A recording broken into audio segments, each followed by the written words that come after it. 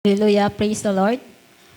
Ang pinakamataas na pagpupuri, pagluluwalhati, at karangalan sa ating tagapagligtas na mahal na Panginoong Hesukristo. Dubling paggalang Praise sa ating the Lord. beloved parents in the Lord. Ating inaalala ang mga pinagpalang aral at turo ng ating minamahal at iginagalang na Pastor Evangelista Wildy E. Almeda at mahal na Assistant Pastor Lina C. Almeda. Pagbati sa beloved Almeda family, beloved preacher, workers, mahal na mga kapatiran, at sa mga baguhan, at sa inyo pong lahat.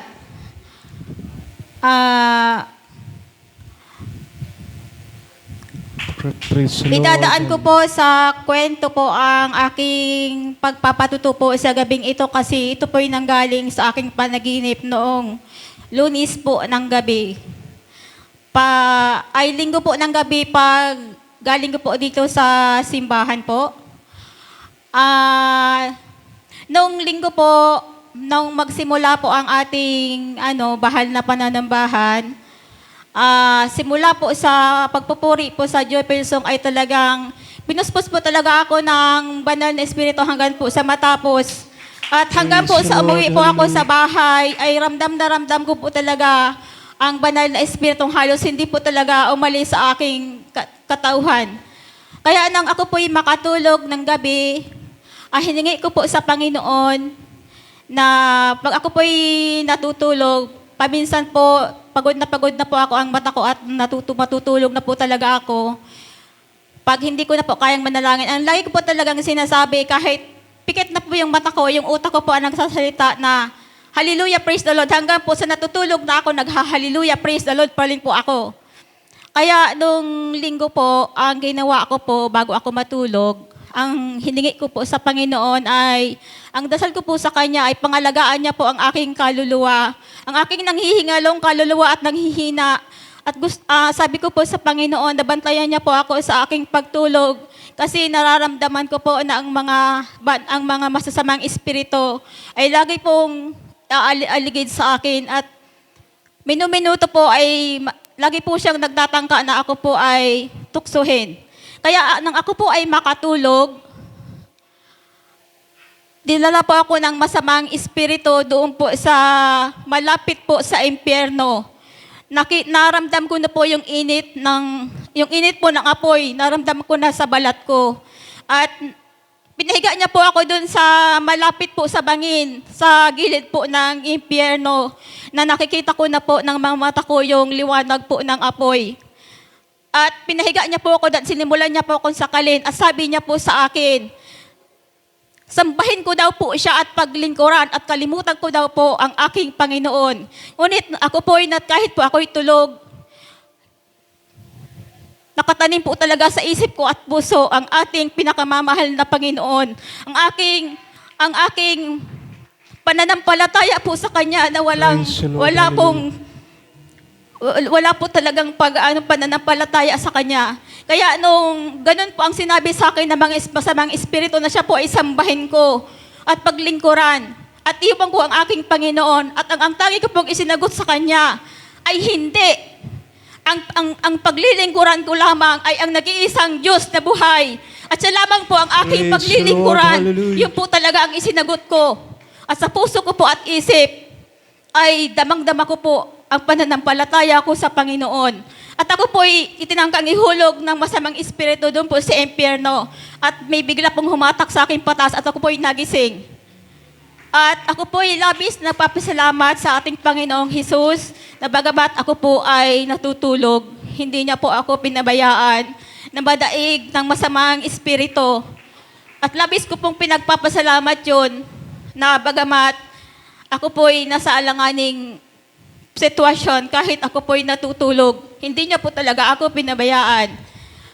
At kahit po tayo nagpupuri, mga kapatid, diyan po tayo sa upuan natin, kahit kinasagsagi tayo ng pagpupuri, maaari po tayong salansalain na masasamang espiritu kasi yun po talaga ilang beses na ginawa sa akin. Noong isang beses po na gabi pong nagpupuri ako, kinasagsagi po ako ng pagpupuri, naramdaman ko po yung aking puso na namimigat. Nabibigat po talaga siya at medyo sumasakit. Mabigat na mabigat po siya pero wala po ako, parang hindi ko po siya pinansin kasi ang isip ko po ay magpuri lamang. At sabi ko po, Sa pamamagitan ng pagpupuri na ito, ang nararamdaman ko po ay mawawala. Kaya Praise the Lord. nagpatuloy po Hallelujah. ako sa pagpupuri. At bigla pong may sumay, nagsalita po dito sa kaliwa pong bahagi. Sabi niya po, hindi ba may gamot kang CMD sa inyo? Lagyan mo yung tubig mo ng gamot ng CMD at maaalis yan. Pero dito po sa kanin may nagsalita, yung isip ko po mismo nagsalita na ang sagot, hindi. Ang pinaniniwalaan ko siyang makapagpapagaling sa akin ay walang iba kundi ang mahal nating Panginoon. Yun lamang po ang Praise the pinaniniwalaan Lord. ko. Hallelujah. Kaya mga kapatid, kahit po tayo ay kinasagsagay ng pagpupuri, ay maaari tayong salansalain ng masasamang espiritu kung siya pong nanaisin. Kaya ako po'y labis na nagpapasalamat sa ating Panginoong Hesus na kahit ako po'y nag-isa sa bahay ko, kahit ako po'y pinagtatangkaan ng hindi ko po kilala na lalaki na may nag-aaliligid po sa bahay namin. Hindi po talaga ako nakakaramdam ng takot bagkus ako po ay natutulog ng panatag. At iniisip ko po sa aking pag-iisa na andyan po ang Panginoong Hesus, hindi niya po ako pababayaan. Praise Kahit the Lord. anumang pong Hallelujah. oras, siya lang po ang aking sinasandalan, siya lang po ang aking pag-asa sa aking buhay, sa aking pong pag-iisa.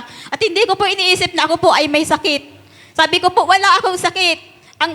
May gamot po akong iniinom. Alam po kung anong yung gamot ko pong iniinom ay ang pagpupuri at pagsamba lamang po. Yung po ang gamot na iniinom ko sa... Hindi po ako natatakot na mag-isa. Hindi po ako nakakaramdam ng lungkot o pagkabagot. Iniisip ko lang po nakasama ko ang Panginoon sa aming bahay.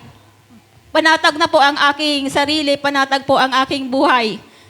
At isa pa pong pinapapasalamat ko po sa ating Panginoon, yung mga anak po, yung aking pangalawang anak na babae. Siya po ay naging maselan po yung kanyang panganganak.